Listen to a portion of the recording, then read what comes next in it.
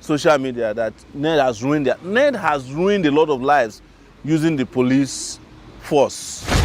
Anybody who is a public figure, who is in political office, our duty first and foremost is to hold them to account, no matter how powerful they are. We have found out also that he has done cross-border prostitution by bringing in underage girls from places like Morocco to Nigeria. These are international sex trafficking crimes. So his license is also our target, that he's not allowed to practice law both in Nigeria and the UK. You must understand that I'm not fighting for Regina Daniels. I'm fighting against abuse of office by a Nigerian senator who is colluding with the Nigeria police and who has had a history of using the police to oppress people.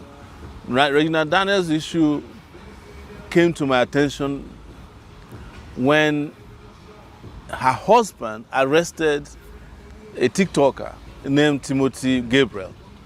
His TikTok name is Tuma, because they claim that Tuma accused Regina Daniels of having kids that do not belong to this particular senator. The senator procured the Nigerian police, particularly the FCT command, got Tuma arrested and sent him to prison. They eventually brought Tuma to court after we protested, and Tuma was granted bail but could not meet his bail condition for 4 months. When he came out, he had been battered so bad, he was forced to apologize to Regina Daniels' husband, Senator Ned Nwoko. His real name is Chinedu Nwoko, but he abbreviated it to Ned. So when again Senator Ned Nwoko got Regina Daniels' brother arrested, apparently for cybercrime and defamation of character as they claim, I was contacted, not by their family. And when I was contacted, most people said, well, you don't have to fight for this guy because they had been fighting against you. And I said, no, it doesn't matter. I know Ned Nwoko. Ned Nwoko was the person I fought some 5 years back when he was prosecuting falsely and oppressively a lady known as Jaruma who used to sell aphrodisiacs on Instagram. So I heard about Jaruma, never met Jaruma before, but I felt it strange that this so-called billionaire was just throwing people in prison. In 2021, I was also arrested.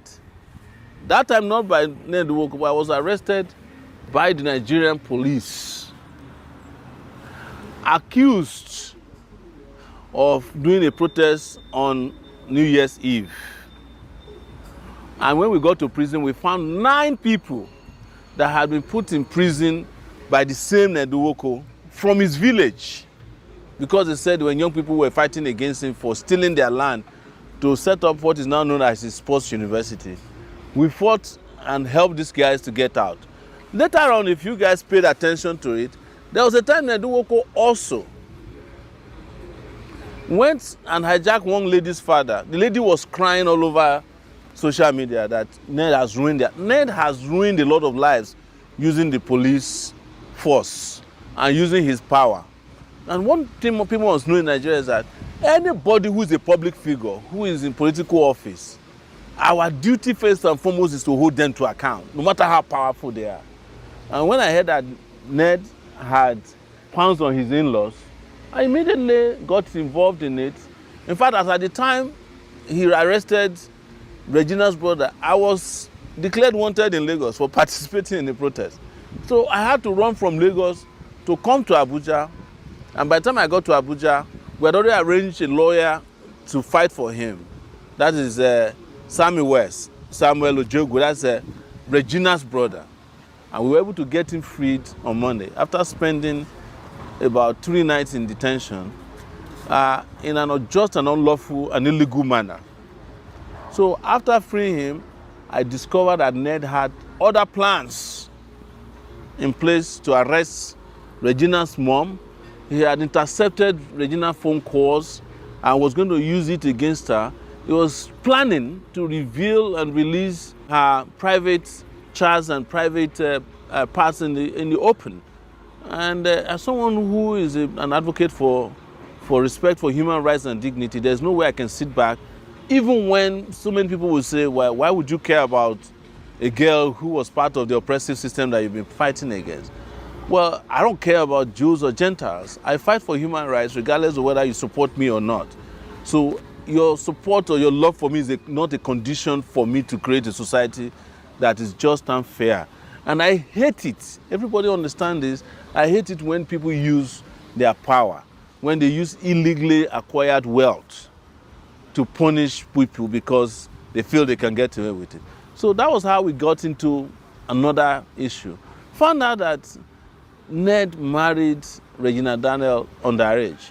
Now, you must understand that Nigeria is a signatory to a lot of international instruments that opposes sexual trafficking, all right, and messing with underage girls. You cannot marry an underage girl because there's a Child Rights Protection Act in this country that forbids, powerful people from using their position to marry, whether you are powerful or not. You don't have a right to marry somebody who has not reached the age of consent. Even when their parents say, come and take the person. We procure the passport, it's available, you can see it.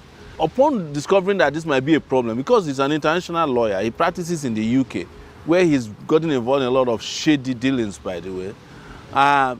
He went and helped her procure a voter's card.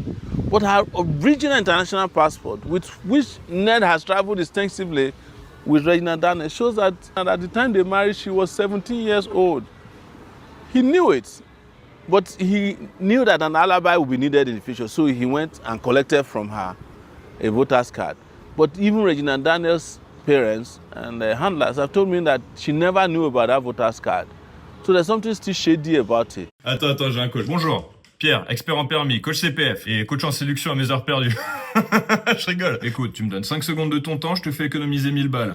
But when it comes to public identity cards that are acceptable, the international passport is probably number one, because that one goes through a lot of scrutiny before you can get it. So to go and bring an INEC voter's card or driver's license to say anybody can procure that. I've seen people who cannot see who have driver's license in Nigeria. So it's nothing new, but it is impunity that we are against. It is a fraud, and I know that whenever this kind of things happen, people will say, you don't need to get him, it's wife and husband matter. Yes, it is wife and husband matter, but where there is no wife and there's no husband, then it becomes society's problem. And why I say there's no wife and there's no husband is that Ned also managed not to have formally married Regina because he knew that she was underage. That's why there's no court document that shows that they are married. If anyone exists, he probably also went and forged it. But on a larger corruption problem that is facing Nigeria, Ned is one of the most corrupt persons in this country. And I'm also an anti-corruption fighter. He's the one who, in conjunction with Malami and the rest of them, claim that they are refunding local government money to Nigeria. And Ned gets millions and millions of dollars in what they claim is legal consultancy to the federal government to help retrieve money that already exists that belongs to local governments. And that's how he's able to get away with all these crimes. We have found out also that he has done cross-border prostitution by bringing in underage girls from places like Morocco to Nigeria. These are international sex trafficking crimes. And we are saying Ned should be suspended immediately from the Senate. He should be arrested by, I won't say Nigeria police, it should be a crack team because the police is in his pocket. And his trial should commence. And also, we are going to start processing in the UK for Ned to be arrested and also extradited to the UK for crimes that he committed, including someone who is in the UK, who is a practicing lawyer in the UK, engaging in unethical practices. You are not allowed to do that. So his license is also our target, that he's not allowed to practice law both in Nigeria and the UK. I know that when you guys hear this, you may not understand. It's a fight that we must take to sanitize our country so that criminals like Ned will not be a senator in this country. And until Nigeria gets to that point, Nigeria is not going to get better. It doesn't matter how much they give you or they convince you that this is husband and wife matter. It doesn't matter how much you pay bloggers. We are always going to stand for what is just and what is right. And that's why I'm opposed to Ned Nwoko. Some of you may not have heard, but I will disclose, he also got me arrested In 2021, because I was fighting for Jaruma, and he was involved in another fraud because he has an NGO that he claims is eradicating mosquitoes in Nigeria. And what I used in puncturing his lie was that I said to him, you want to eradicate mosquitoes in Nigeria, but there are mosquitoes in your compound in Abuja. And I found out while I was doing that case with him that he has the media in his pocket. There's a lot of these media guys who are working for him. And also, Ned has got huge amount of support from the Nigeria police. They go to his house to eat every day, policemen in Nigeria. Shame on our Nigeria police for